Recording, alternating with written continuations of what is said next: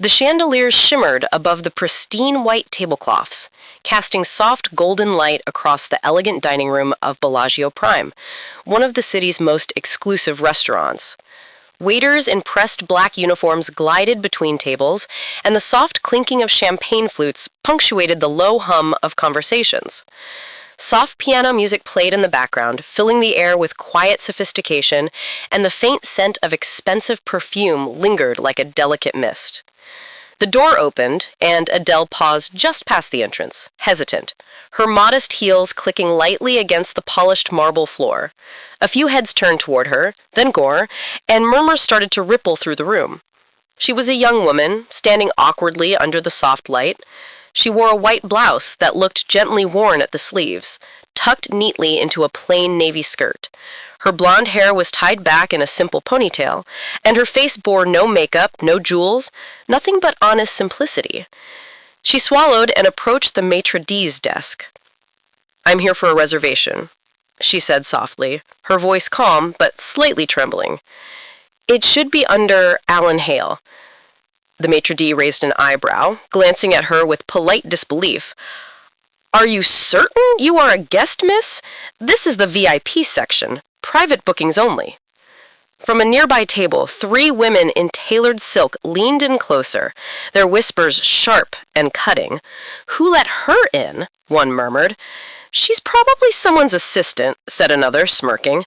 "She looks like a nanny or a waitress off shift," the third said, and a ripple of laughter followed, masked behind wineglasses. Adele's cheeks flushed pink, but she straightened her shoulders.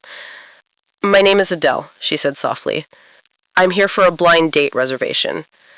The maitre d' consulted the reservation list, his expression reluctant, and then gestured toward a beautifully set table by the tall window.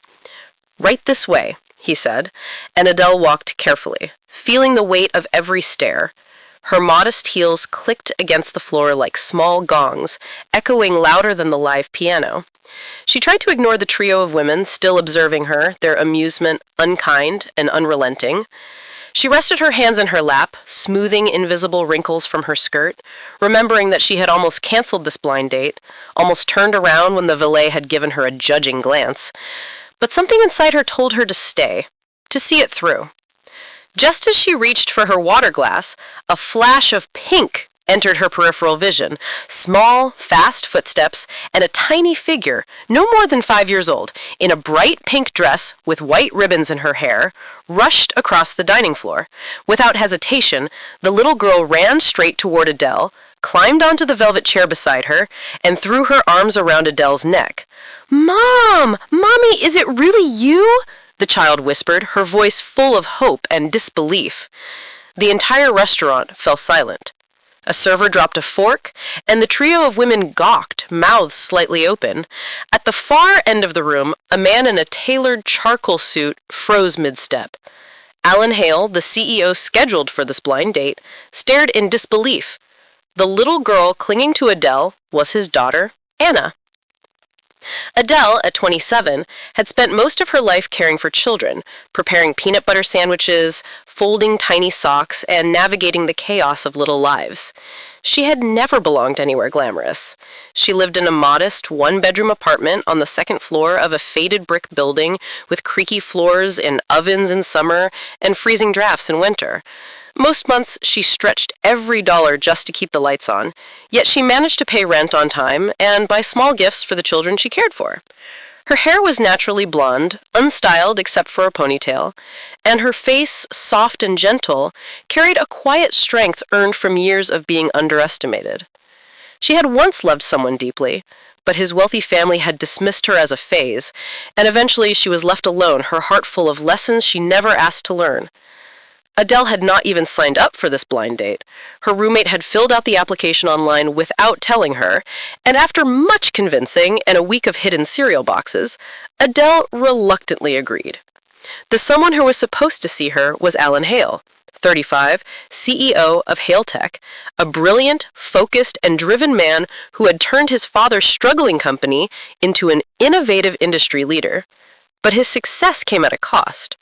3 years earlier, Alan's wife had passed away suddenly, leaving him to bury himself in work while raising their daughter, Anna. Since then, he had locked his emotions behind crisp suits and strategic decisions.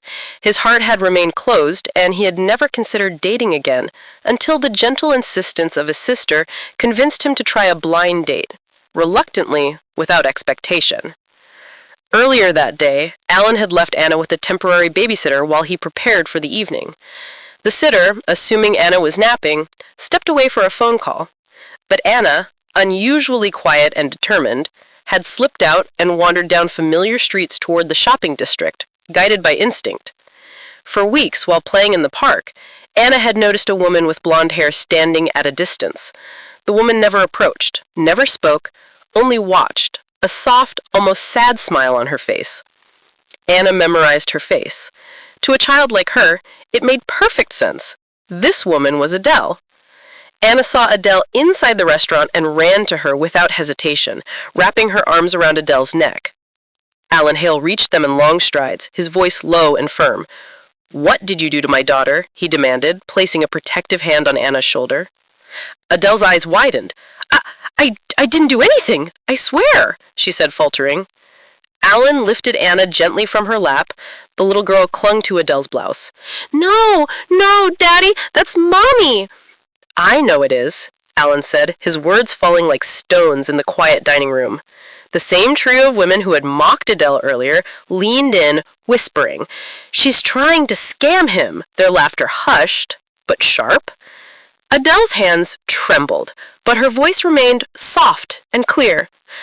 "I'm not her mother. I didn't know she would be here tonight. I had no idea she was your daughter. I'm just a nanny, full-time, for a family near the park." Ellen's eyes narrowed, suspicious. "Then why did she react to you like that?" Adele hesitated and glanced down at Anna, whose wide eyes were still fixed on her. "I volunteer at a shelter on weekends," Adele said, swallowing the lump in her throat. "A few years ago, a little girl was abandoned by her parents. I helped care for her until she was adopted, and every time I saw Anna, she reminded me of her, of someone I couldn't forget." Alan studied her face. No grand performance, no excuses, just quiet truth. He saw the calm, unflinching gaze, the faint trembling hands, and the way she never looked away. Anna tugged at his sleeve. "Daddy, please let her stay, just for tonight." Alan exhaled slowly, looked at his daughter, then back at Adele. Without another word, he returned to their table, pulled out the third chair, and gestured toward it. "You might as well stay," he said. "If you leave now, it'll only break her heart worse." Adele walked back toward the table, this time not as a mistake, but as someone chosen to stay. Dinner began, tension thick around table 9, Alan pouring water into Adele's glass while whispers rose from surrounding tables. The trio of women who had mocked her leaned in again. "Is he serious? A CEO dining with a nanny? She probably used the kid to trap him," one hissed. Alan heard every word, his grip on the silverware tightening, jaw locked. Before he could rise, Adele placed a light hand on his wrist, grounding him. "It's all right," she whispered. "I'm used to it." He looked at her, seeing no fear or bitterness, only quiet acceptance. Something in him softened, and he remained seated, watching Anna, who had crawled onto the bench beside Adele, completely absorbed in cutting a piece of strawberry cake on her plate. "Here, Mommy," she said, offering a bite. Adele smiled gently. "Thank you, sweetheart," she said, taking the piece without hesitation. Alan observed silently, astonished. Anna, who had barely allowed any woman near her since her mother's death, was laughing, talking, and trusting. Alan realized that no therapist, no tutor, no nanny had ever reached this part of her. Adele had. She had healed something in Anna without even trying. Suddenly, a chair scraped sharply across the floor. One of the women from the next table stood up, diamonds sparkling under the chandelier. "A nanny pretending to be a mother? How pathetic," she said loudly. "What could you possibly teach a child? Pity doesn't make you a parent." Gasps rippled across the room. Adele froze. Alan stood for the first time in 3 years in public, voice cutting like glass. "That's enough," he said sharply.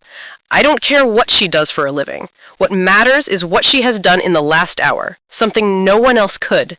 She made my daughter smile. She made her feel safe. If that makes her unworthy in your world, maybe your world isn't worth very much." The woman blinked, stunned, and the room fell silent. Alan returned to his seat and looked at Adele with gentleness, respect, and perhaps the first flicker of trust. That night, he did not sleep. Hours after Anna had gone to bed, he sat at his desk, scrolling through old files and employee records, trying to understand why Anna had reacted to Adele so strongly. He found Adele's nanny application from 2 years earlier, rejected by his assistant for being too modest for CEO representation. He hadn't even seen it, and now his stomach twisted in regret. The next morning, he called Adele himself. "I owe you an apology," he said, "for not choosing you 2 years ago." There was a pause. "For what?" she asked softly. "For never knowing you applied. I wish I had." Adele was silent for a moment, then replied, "You didn't know. Would you consider coming by the house? Just for a visit? Anna hasn't stopped asking for you." Later that day, Adele arrived, and Anna spotted her immediately, barreling into her legs, wrapping her arms tight around her. Adele dropped to her knees, holding Anna close, brushing her hair gently, blinking rapidly. Alan stood in the doorway, throat tight, watching. Anna looked up at Adele, voice trembling. "Mommy, don't leave me again."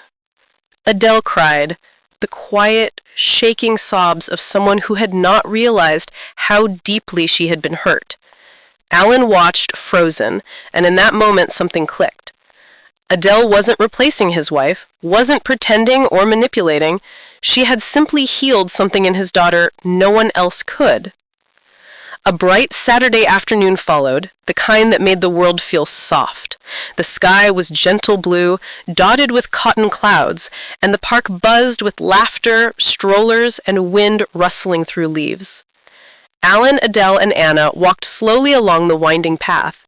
Anna skipped ahead, her pink dress fluttering in the breeze, occasionally reaching for the bag of crackers Adele held. Suddenly, a loud bark cracked the air. A large German shepherd bolted across the grass, panicked and growling toward the trio. Anna froze, then stumbled backwards, straight toward the street. Alan's instincts surged. He sprinted forward, scooping her into his chest, turning his body to shield her. They fell hard onto the grass, the car swerved, the dog was caught by its owner, and Alan lay still for a moment, holding Anna close, heart pounding. Adele rushed over, pale, voice shaking. "Is she hurt?" Alan whispered, "She's okay." He handed Anna to Adele, and she clung to her neck, small fingers digging into fabric. Alan brushed her hair gently, whispering, "You're safe now because your mother's here." Adele froze at the words, stunned by the depth of emotion. Her eyes welled with tears. That night, Anna would not eat, would not speak. By morning, her forehead burned with fever. Alan sat beside her, gripping her tiny hand, knuckles white. Machines beeped softly. "She's dehydrated and reacting to emotional distress," the doctor said gently. Alan nodded, barely hearing. "Adele, please come back." Adele returned. Anna ran to her, throwing her arms around her legs. Adele dropped to her knees, holding Anna close, brushing damp curls behind her ears. Alan's eyes softened, realizing that Adele had filled the space no one else could, that she had brought back joy and safety to their lives. Days passed with walks in the park, laughter, simple moments, and shared meals. Adele held Anna's hand, wiped her sticky fingers, and watched her laugh freely. Alan observed silently, learning to let go of fear and judgment, to trust, and slowly, the three of them became a family, bonded by care, love, and respect. The story concluded with Adele no longer just a nanny, Anna no longer just a lonely child, and Alan no longer just a grieving father. They had found each other in an imperfect, chaotic, beautiful world, and together they had begun to heal, to trust, and to love fully and without any reservation, creating a home where laughter, trust, and warmth could flourish day after day, season after season, in the soft golden light of their shared life together.